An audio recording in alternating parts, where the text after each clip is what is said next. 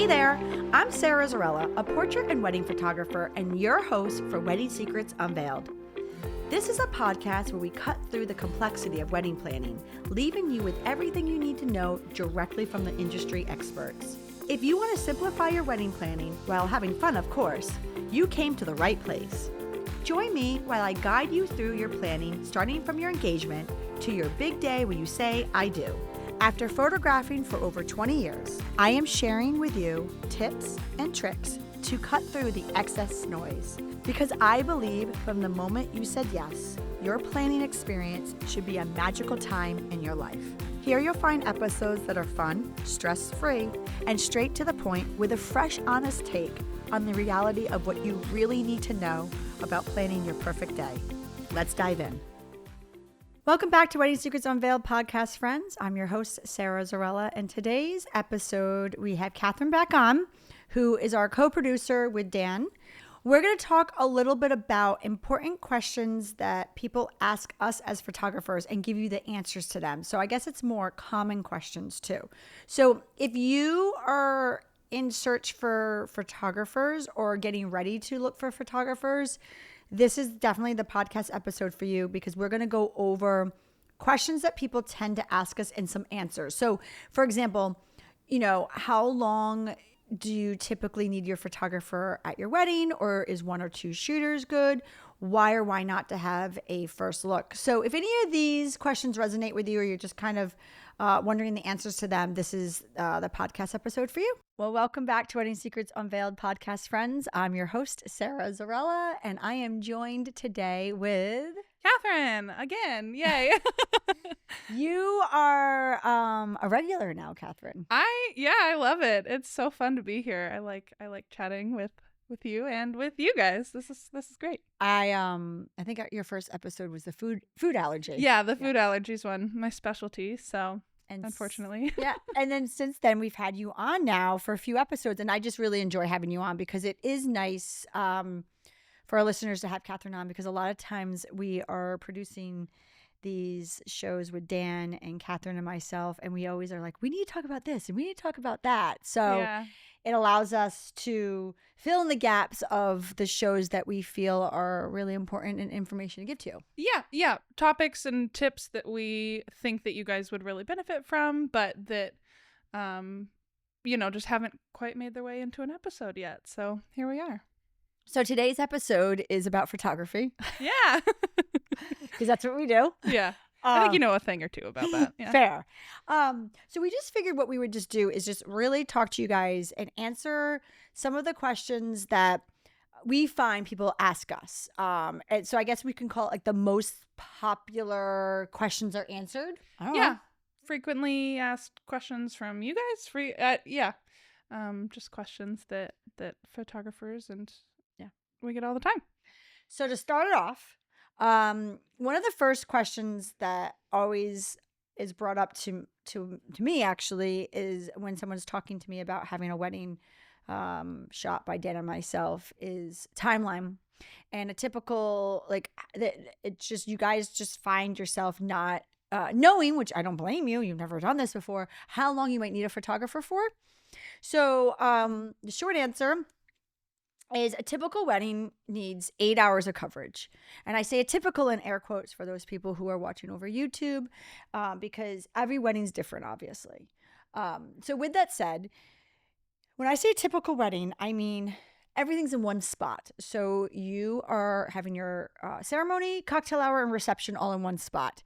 Getting ready off-site could be included in this because you don't have to get ready on site. If you're getting ready on site, 100% you're included in this, but getting ready off site, as long as it's within, I'd say about a half an hour, tops 40-minute drive, you're included in this category also. 8 hours. So weddings that you have to start getting married off location and then come back for a cocktail hour, or you have over a 40-minute drive for where you're getting ready, or you're doing a first look, those you start needing more than 8 hours. Also, too, if you want us there till the very end of the night, like the very end, like the send off, might need more than 8 hours too. This is more typical, like getting ready all the way over to like maybe an hour and a half of dancing, maybe not the full 2.5 hours of dancing. So I would say 8 hours is the typical. Yeah, standard. And the other thing, you know, we've talked about this a lot on the podcast, timelines and things. We've got a really good episode specifically about timelines, but when looking at that, like, oh, it's 5 minutes down the road, or oh, it's 20 minutes down the road, like we always say, like, double it, even like add more time, because it just always takes so much more time when you're moving a whole wedding party, a whole family, you in your dress, everybody in heels. Like, it just takes so much more time. Somebody forgot their bouquet or veil, like you got to go back and run upstairs and get it. So definitely in that, you know, when you're calculating if you can fit within that 8 hours, just consider that the travel times are going to be longer than, oh, it's just right down the street, it's 2 minutes. No, it's not. And also too, like, I know where we're at in Providence and Newport, trolleys can't go on certain roads.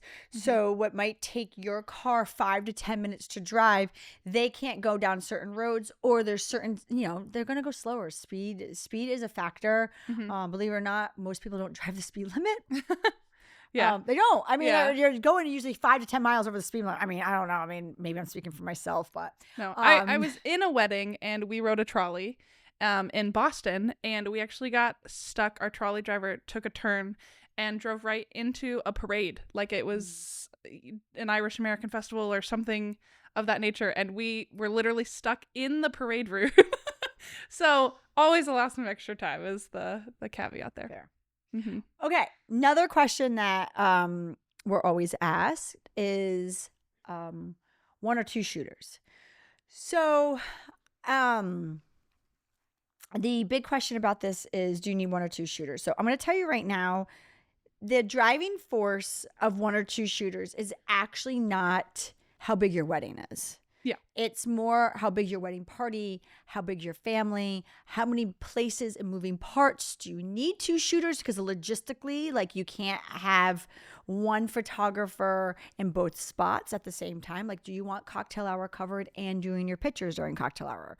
Do you want the groom getting ready or the bride getting ready, or, you know, or you know, do you need your photographer at 2 spots at the same time? That obviously logistically. The other thing too is wedding size. People think like, oh, I'm only having like 100 people or 80 people, so I don't need 2 photographers. That's not. I've had 2 photographers at a wedding that had 20 people versus 1 photographer that was at a wedding that had 200 people. It's not the size of the wedding; it's the size of the wedding party and families. Like, that is where our big demand is when we're photographing you as a couple, your family. If you have a long shot list, I really need 2 photographers to tackle that. Or if you are having a lot of logistical moving parts, like getting married offsite and then you're having your pictures at one location and then your cocktail at another location. It's just logistically, it just needs 2 photographers. I will say the caveat with this is financially, it always is significantly more to have 2 photographers. So if you're on a tighter budget, trying to get away with 1 photographer is always going to be financially better for you. But again, sometimes you need 2 photographers. Yeah, sometimes it's highly suggested, if not required, to accomplish your vision. But, you know, I think of it as, if you can afford it, always get 2 photographers. Always, much. You can. You're going to have more imagery, more photos. Mm-hmm. You're gonna get much more variety. You get you know, different angles. And I love, like, you know, sometimes I will second shoot for you, Sarah, and or Dan, and I love second shooting because then I get to be a little bit more creative, you know. So like the lead photographer is getting the portrait right on, you know, looking direct, the couples looking directly at them, but I can hide behind a bush and get some, you know, some different angles and a little bit more artsy. There's just some flexibility, and you get some nice additional photos to round out your gallery. But that is not to say that if you do get 1 photographer, that you're missing out. So at Totally. least in our studio, we have a package that has one photographer, and it's always Dan who goes out. And sometimes it would be me, but mostly in our studio, Dan's always at every wedding. And he creates some amazing imagery, but we set him up for success. Mhm. What I mean by that is I will tell you 100% if we cannot do a wedding with one photographer. That's why you were saying like almost required. Yeah, Like yeah. I will literally flat out say it's not doable. But there's a lot of weddings where it's super doable, and like it's sometimes overkill to have two photographers. So again, it's just communicating with your photographer about their needs and their wants. But at least we're just giving you some rough guidelines. Yep. And especially just the overkill piece on the dance floor. You know, two photographers can kind of kill a dance floor sometimes if there's too much photos and flashing in you know, the guest's face. They just want to dance. So yeah. Okay, another question. First look versus no first look. I still see the split down the middle. Yeah. I do. So we have a whole podcast episode on first looks. We have a blog entry on first looks. So if you go to our blog and you Google just first looks in the search engine, our whole podcast episode that you can listen to right off our blog is right there, also on our YouTube channel, and also we have a written blog about it. So if you just want to educate yourself a little bit more about first looks, definitely check out those two resources that we have for you, because we're just going to kind of touch upon the surface right now. But basically, in a nutshell, your cocktail hour was originally made for guests to have a drink and some light eats while you go take your pictures. So normally it would be 60 minutes. I say that the breakdown for photos are always required 60 minutes, no matter where, a minimum. Mm-hmm. So no matter where you give us those 60 minutes, we need them. And the breakdown is as follows: 10 minutes on either side of the family. So 10 minutes on your side, 10 minutes on your fiance's side. So that's 20 minutes. 20 minutes with the couple, and 20 minutes with the bridal party. There's your 60 minutes. So if you do not want to have a first look, you need to do it during cocktail hour. Period. End of story. But that's okay, because your guests are getting entertained. There's music provided for them. There's food and there's cocktails. If you want to go to your cocktail hour, you have to do a first look. You have to give us 60 minutes beforehand. A lot of times people say to me, I really want to do as many pictures prior, so that way I can go to cocktail hour. I'm going to tell you right now, when you really think about the science of the way I broke these pictures down, and it's literally a science. I've broken it down, and I've realized that by me communicating it this way towards people, they understand it. There's really not many pictures that you can do prior that's going to open up the gap for you to do that, to go to cocktail hour. You still need the 60 minutes. And I'm going to tell you, the majority of the pictures, you both are in.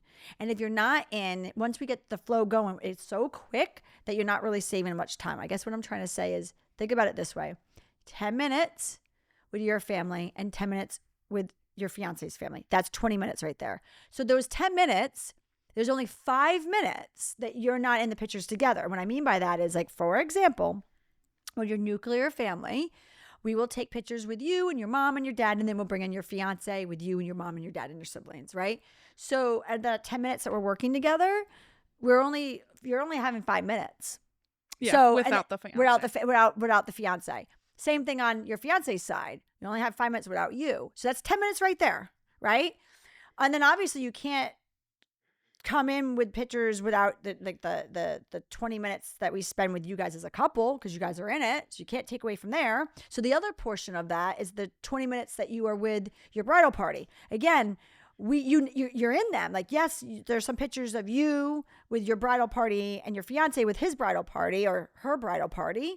So there's another 10 minutes you're saving. Another 5 minutes you're saving. So really it's only 15 minutes. Yeah, exactly. 15 minutes. Because you're always going to do, again, always in quotes, always going to do family photos with your fiance and you, and then wedding party photos with both parties and both of you. So yeah, like you're saying, 15 minutes at most is all the photos that you can do before a ceremony if you're not doing a first look. And without your fiance. And then, but at that point, to give yourself those 15 minutes, you have to then get ready earlier, and then you may not be in the spot that you want. So I just at the end of the day, I don't even know if it's even worth it. Again, something to talk to your photographer about, but just know that you need 60 minutes. So whether that is before or during cocktail hour.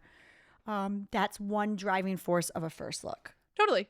And then there's all these pros and cons of a first look. And that's something that you can listen to a podcast episode that we have for you or on the blog. I mean, there's different reactions. There's different moments that you're going to get. Some people say, I don't want to do a first look because I don't want them to see me prior. There's a whole podcast episode on that, but I just wanted you to know about that. Yeah. And another benefit, because I didn't get to add my 2 cents to that podcast episode a long time ago on first looks, is that my first look was one of my favorite parts of my day. On my wedding day, my husband and I did our first look at a park that was not where we were getting married. We did a first look, just the two of us and our photographer. And it's the park where we first said, I love you. So very special to us. And then we got to drive half an hour to our wedding venue together, just the two of us in his Subaru, and that was one of my favorite half an hours of the whole day.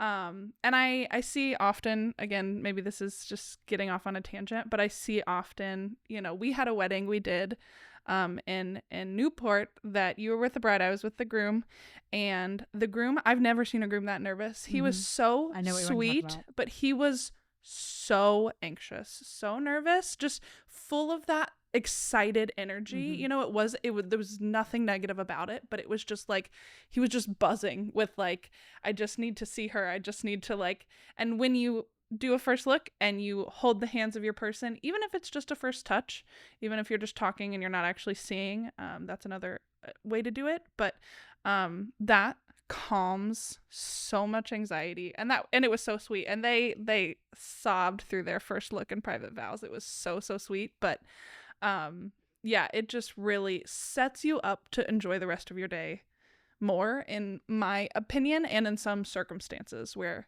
you're feeling a little bit anxious, or that you're going to feel anxious on your wedding day. Absolutely. Yeah.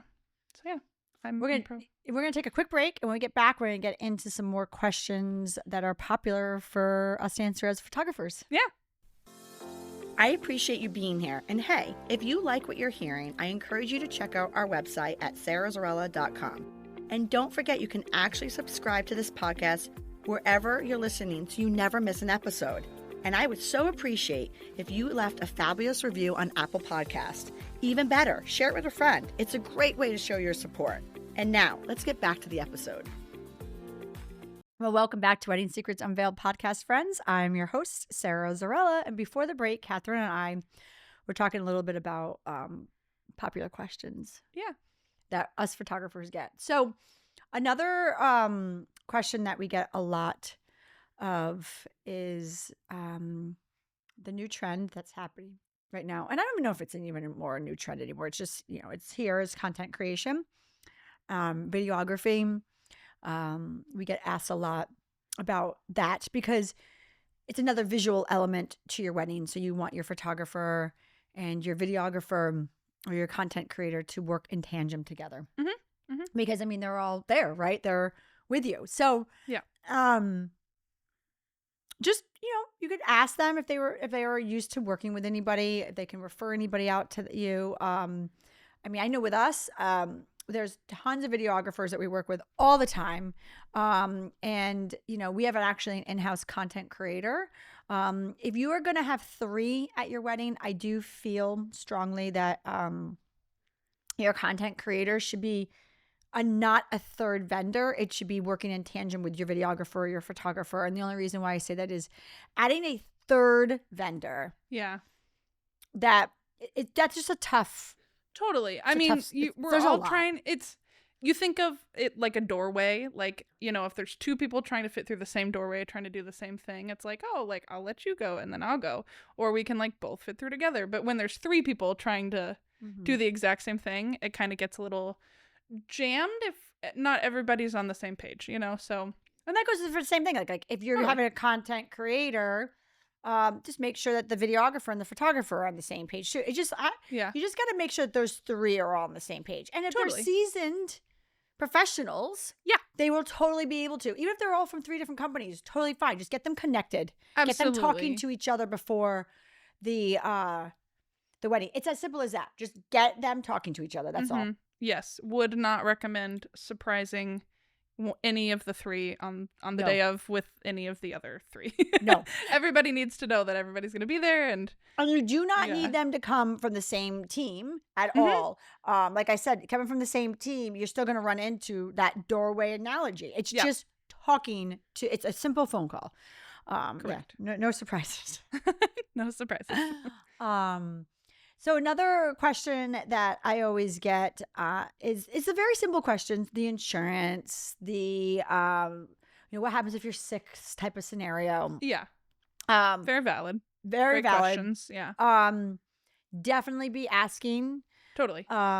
And just listen to their answers. I'm not going to bore you with my answer right now, but that's more of a logistical thing that you just want to add that to your list when you're looking for photographers. Yeah, it's just pieces that make sure you're working with somebody who's trustworthy, reputable, and has all their ducks in a row. Mm-hmm. So yeah. Okay, so trends. Yeah, I know you love trends. I do like trends. I think they're fun. In the photography world, we're seeing a lot. Right now, the new one that I just saw a trend of is taking photos of bouquets, holding them up to the sky, so it's just the blue sky behind them, or things even as crazy as people putting invitations in a water fountain and then taking photos of that. It's kind of silly. It's very silly. But I'm just like, oh, that's a different way to or the capture reflection. things, the reflections. You have your fiance go down to the water, kiss the water, and then you have another. Then you have them. Then you do it, and then you can superimpose kissing on the water. There's so many different things. But yeah. There's always things. And that's another kind of point is for photography, and we talked about this on, I think it was the question and answer episode that we did with Abby, which check out. It was really, really great, to toot our own horn, but we talked about do I, as the bride or the couple, have to create a shot list for my photographer? And we talked about the difference between, shot lists, meaning which family portraits we want, versus shot list of I want photos of me coming down the aisle. I want photos of my dad handing me away. I want photos of the first kiss. All of those things, a well-trained, experienced photographer is going to capture all those things. And if you have two photographers from two angles, we're going to capture those things, kind of thing. But those other pieces, like the trendy things, or, a photo that, if we've talked about the under the veil photos are coming back in trend again. If something like that specifically matters to you, then make sure to communicate that to your photographer. Yeah, for example, Dana and I did a wedding where it was really important to the bride that we got the first kiss pictures from actually behind where the justice of the peace was standing. And so this is a great reason of why two photographers were needed. Yep. Because the main photographer was center aisle. Just to get that main image. And then the artsy, let's try this, let's hope for the best. Because, and I say hope for the best because if the justice of the peace didn't get out of the way or something like that, it's not going to happen. Came from the other side and it was captured successfully. But again, it's just the communication. I want that. I've seen this on trend. Mm-hmm. A trend that's here to stay, been around for 6 years now, is the lay flats. And what I mean by that is having your invitation suite photographed beforehand. So asking your florist for some flowers. Another trend that's been here to stay for about 3 years now, and so if you're listening, definitely do it, is the down the aisle dip kiss. It just gives the photographer, the reason why they're here to stay and they become staples is they just work. Yeah. So there's trends that you see come in and out and go. But these just work. Who doesn't want an epic photo of themselves just getting married and kissing down the aisle with everybody cheering in the background? Mm-hmm. It just works. Or who doesn't want an epic photo of their invitation suite just nicely photographed? That's why you see invitations on websites. So it works to see your own. Absolutely. Yeah. Absolutely. And it for so many weddings, they prioritize the invitation suite sets the tone for the whole wedding. So it's a piece of your day, even though, guests aren't necessarily going to have the invitation on the day of. Hopefully they looked at it for the correct times and things, but having that in your wedding gallery is such an important way to, tell the story start to finish on from your wedding. Yep. For sure. One of the reasons why we're not bringing up budget is because no matter where you are in the world and the country, budget will be a deciding factor. I mean, obviously you can go on the Knot and you can research budget. I think we did that before the show. And what did it say? Your average? Like $5,000 is the average that people across the U.S. spend on weddings. A lot of people, especially, parents, have no idea. I've just had conversation with personal friends, moms, and they're like, $5,000, but like, yeah, I mean, it's so important to find a photographer that's going to capture your day, and you're going to look at those photos forever. Well, so it's not just that. There's a driving force behind that, and that is your insurance, your gear, your backup, the labor, what the cost of living is in your area. So if you have a second photographer with you or an editor, and that's the driving force. So I can tell you right now, in this area, $5,000 is a starting. It's not the average at all. The average here is about $8,000. That also has to talk about product that's involved. Obviously, starting $5,000 if you don't have product, but if you start having albums and whatnot involved, or prints or other 35 millimeter film, like if there's all these other factors of why it costs so much. So I don't want to get it too much into pricing because it's different across the nation, but with that said, albums, okay? So albums are like, I don't know, like there's some photographers don't even offer them anymore. And then there's some photographers who do. I can tell you in our studio, we still offer albums. It's one of the main things that get purchased. It's also something that like a lot of people say, like, I love the fact that you still offer these. Because at the end of the day, you're all going to get your digitals. I mean, I don't know if photographers not giving digitals. But then, like, on top of it, do you want 35 millimeter film? Do you want prints? Do you want canvases? Do you want wall art? Do you want albums? There's something to be said about the tangible of it just not sitting on your phone to scroll. So having something still tangible to show, to present, to look at. It's really nice. It's a highlight of your wedding. And it's nice that your photographer does it for you. I know what, like with us for albums is it's like your highlight. It's your highlight of your wedding. We'll design it. We'll get your input. We'll get your feedback. But then ultimately at the end of the day, it's an archival piece that will be with you. It's like an heirloom. Yeah, absolutely. And I mean, you are probably in this stage. I am not yet, but like showing the albums to your kids and like, even your grandkids, the albums that you use they're meant to last. They're not going to wear terribly over time. So it's, it's a generational piece that, your family will hold on to and treasure for forever. Yeah. Forever. And like even having your favorite images on your wall or by your bedside, like the tangible image product, there's something to be said about that. I will also say that, sorry, that's my phone going off. I would also say something to be said about, the digital image too, right? Pictures that are important to you now are going to be important to you later and vice versa. There's some pictures that you just kind of gloss over and that they become important. So, having that option to have something in a keepsake is really important. Totally. Yeah.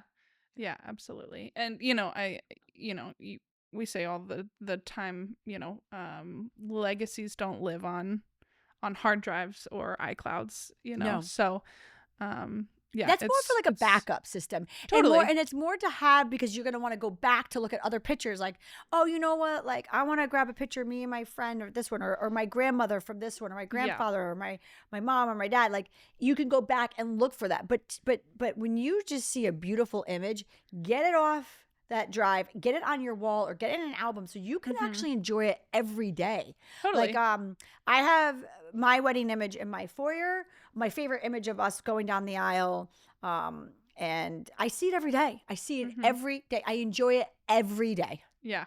Yeah, I feel the same way. Even this is a little silly. It's not even my wedding photos, but I got a photo of my dog recently, and it makes me so happy Yeah. every single time that I see it, like on my phone in the frame, like wherever I see it, it brings me so much joy. And your wedding photos deserve to bring you joy every day. So yeah, get them off the devices. And sure. just quickly before we do our wrap up is that you will see a significant price difference. And it's kind of a wow factor when you start dealing with professional printing. So just a heads up on that.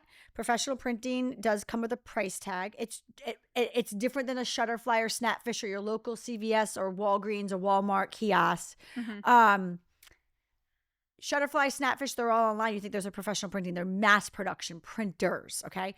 So things that I mean by this is like UV coating. Pictures will fade over time if they're out on your wall and it's being hit by light, or if you are touching it with your fingers. If you don't, you're like, oh, I don't really care about that. It's actual, like the quality is just totally different. Like I've seen people where like they'll do their thank you cards or their like save the dates or whatever on their own, and it's the imagery is just a little bit muddy, or the colors are different and darker, and it's not color corrected. It's not color corrected. So just a heads up, it is worth sometimes. You don't have to do it for all of them. Just like a handful of your favorites. Something that you want to really last, hang on your wall, album. Those kinds of items are definitely worth spending that bit extra to get the quality there and the longevity. So for our wrap-up question, I'm just going to skip it because it was a rapid-fire topic today.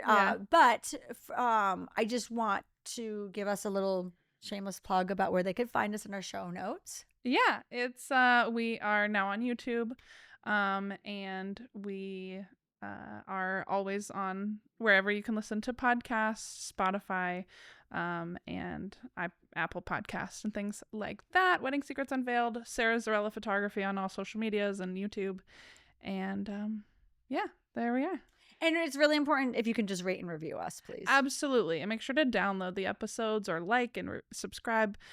That helps us a ton. And just before we wrap up, Sarah, since this was a rapid fire episode, I have to ask you, what is your wedding hot take? Oh, God. Oh, gosh. Oh, you put me on the spot. I did. Sorry. My hot take. Oh, geez. I don't know. I have so many. I don't know. I love myself a dessert bar. I just do. Love myself just a dessert variety. bar. I just like variety. Small bite-sized variety. Sure. I like that. Yeah.